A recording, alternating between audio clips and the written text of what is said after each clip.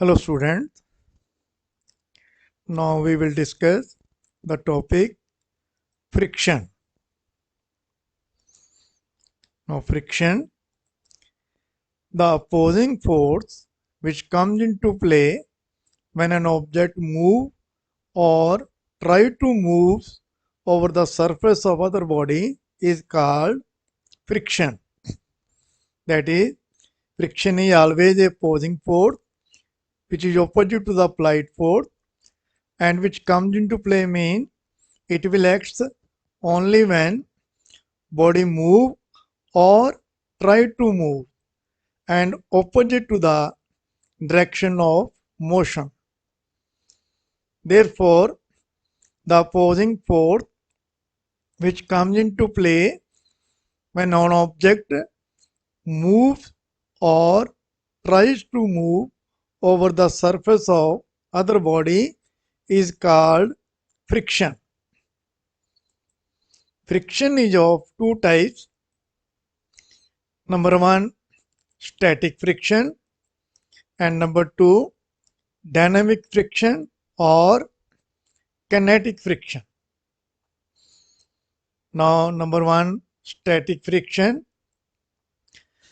The opposing force which comes into play when an object tries to move over the surface of other body is called static friction.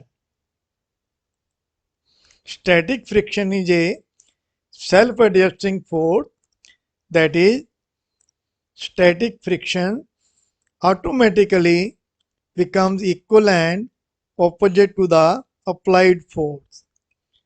That is, static friction is always equal and opposite to the applied force. Number two, dynamic or kinetic friction. The opposing force which comes into play when an object moves over the surface of other body is called dynamic or kinetic friction. The value of kinetic friction does not depend upon the applied force. Kinetic friction is of two types. Number one, sliding friction. Number two, rolling friction. Now, number one, sliding friction. The opposing force which comes into play when an object slides over the surface of other body is called sliding friction. And number two, rolling friction. The opposing force which comes into play when an object rolls over the surface of other body is called rolling friction. Rolling friction is very much less than the sliding friction. Therefore, to decrease the friction, we convert sliding friction into rolling friction by using the ball bearing. Generalize or summarize friction. It is of two types. Number one, static friction. Number two, dynamic or kinetic friction. This is again of two types. Number one, sliding friction, and number two, rolling friction.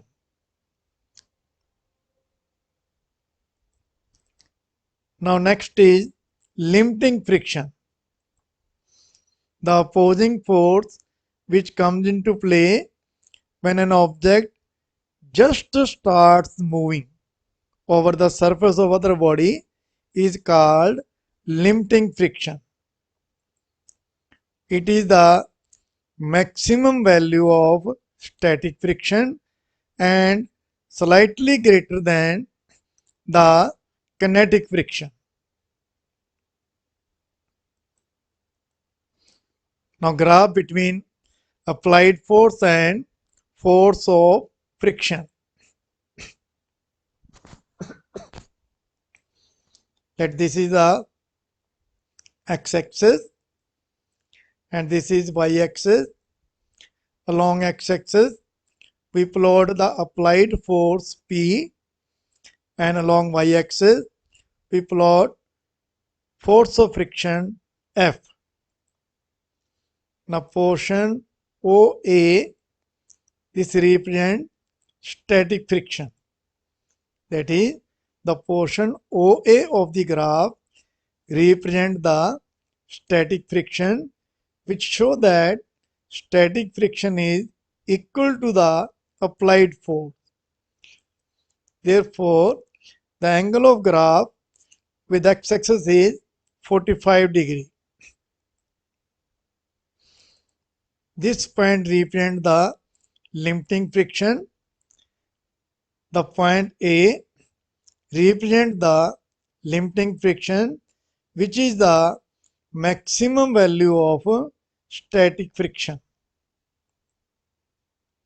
And portion BC of the graph represents kinetic friction.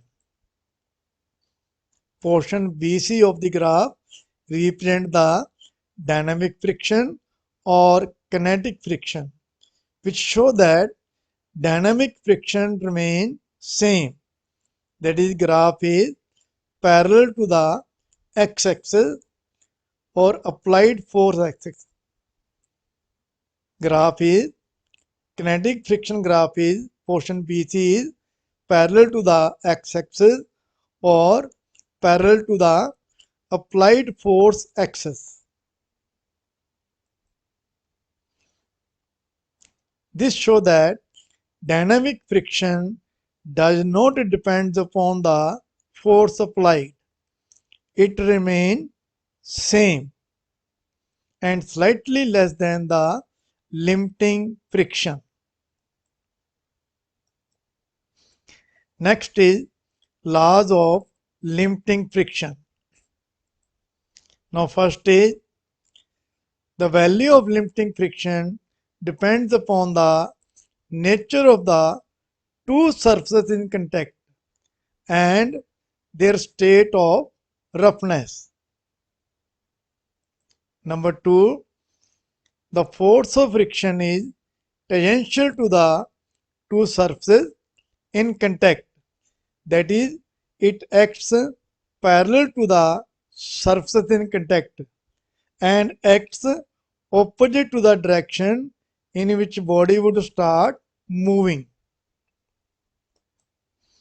Number three, the value of limiting friction for any two given surfaces is independent of the shape of or area of the surfaces in contact, so long as normal reaction remain the same. That is, it does not depend upon the shape or area of the surfaces in contact. Number four, the value of limiting friction between two given surfaces is directly proportional to the normal reaction between the two surfaces. Consider a body placed on the horizontal surface. If capital R is the normal reaction and capital F is the limiting friction, then that is limiting friction, the value of applied force at equilibrium, they are equal. F is limiting friction equal to the applied force at equilibrium when the body just begin to slide. Then F is directly proportional to capital R, or F is equal to mu into capital R. Put this question number 1, where mu is constant of proportionality and is known as the coefficient of limiting friction. From question 1, mu is equal to F upon capital R, Therefore, coefficient of limiting friction is defined as the ratio of limiting friction to the normal reaction. This is the definition of coefficient of limiting friction. Now, these laws of limiting friction are also applicable to the kinetic friction, but not for static friction, because static friction is always equal and opposite to the applied force. Now, angle of friction. The angle which the resultant of limiting friction and normal reaction makes with the normal reaction is called angle of friction. So this is the horizontal surface, an object is placed over it, its weight acting in the normal direction and normal direction acting in the upward direction. When capital P force is applied, the body tries to move in the right direction or move in the right direction.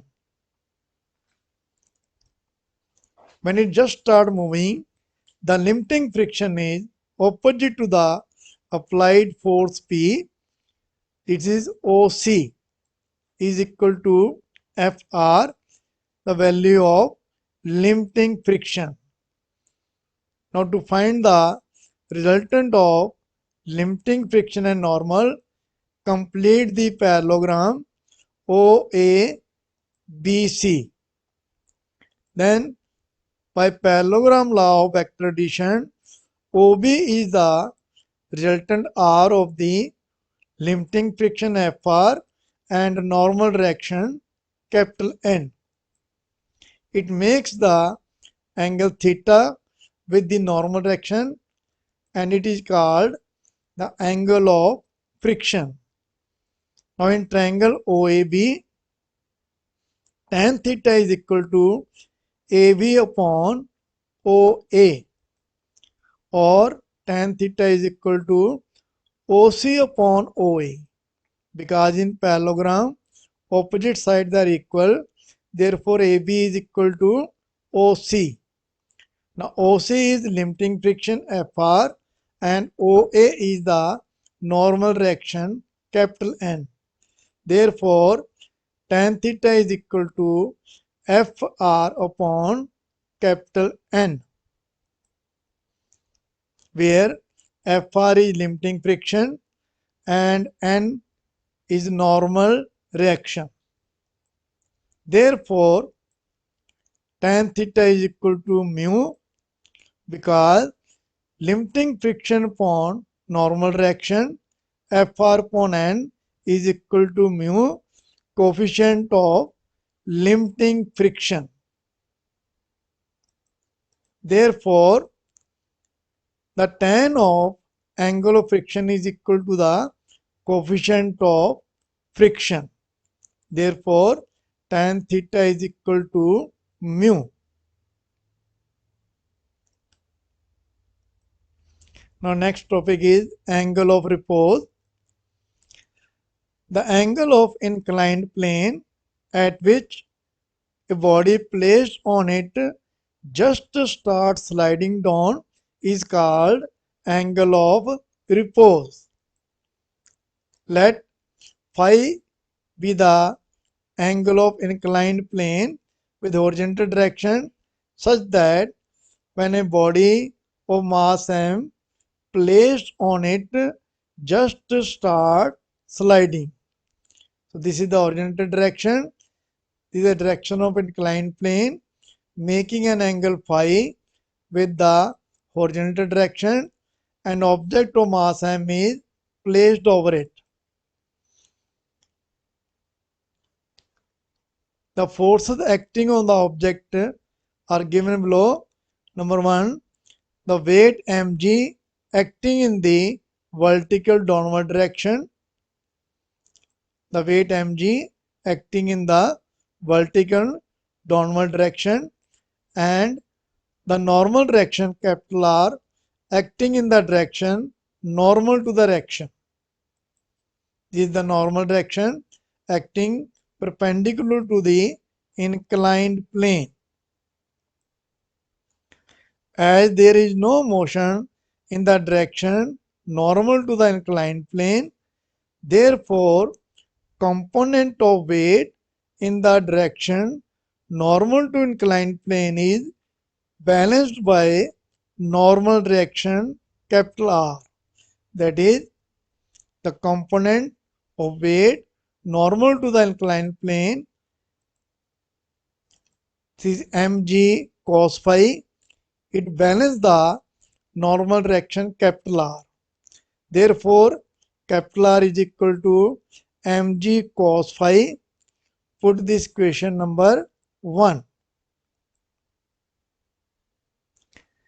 And the component of weight parallel to the inclined plane is mg sin phi, due to which the object tried to move in the downward direction and friction becomes in the upward direction Fr. If mu is the coefficient of limiting friction, then the force of friction is given by Fr is equal to mu into capital R. Put this equation number 2. Now from equation 1 and equation 2, Fr is equal to limiting friction is equal to mu mg cos phi. Put this equation number 3. Now under equilibrium condition, the component of weight in the direction parallel to the inclined plane is equal to the force of friction.